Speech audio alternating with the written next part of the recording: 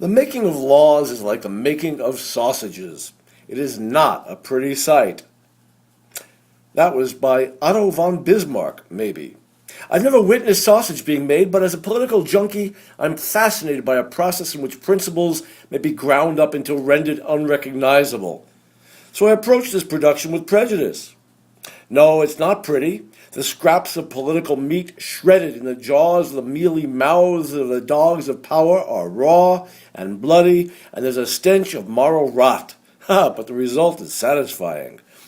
This world premiere of Robert Schenkken's All the Way, about the first 11 months of the accidental presidency of Lyndon Baines Johnson, makes for riveting theater.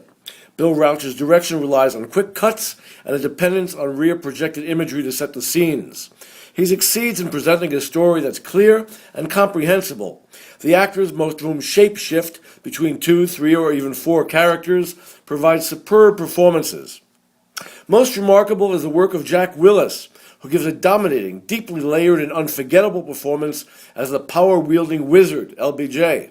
In one moment he catches an ally within a web of charm, in the next he carves an opponent up with his crude tongue. And still he manages to be likable and engender compassion. Willis benefits on stage by the presence of Douglas Rauch, who credibly embodies LBJ's best friend and mentor, the segregationist Senator Richard Russell, or, as Johnson refers to him, Uncle Dick.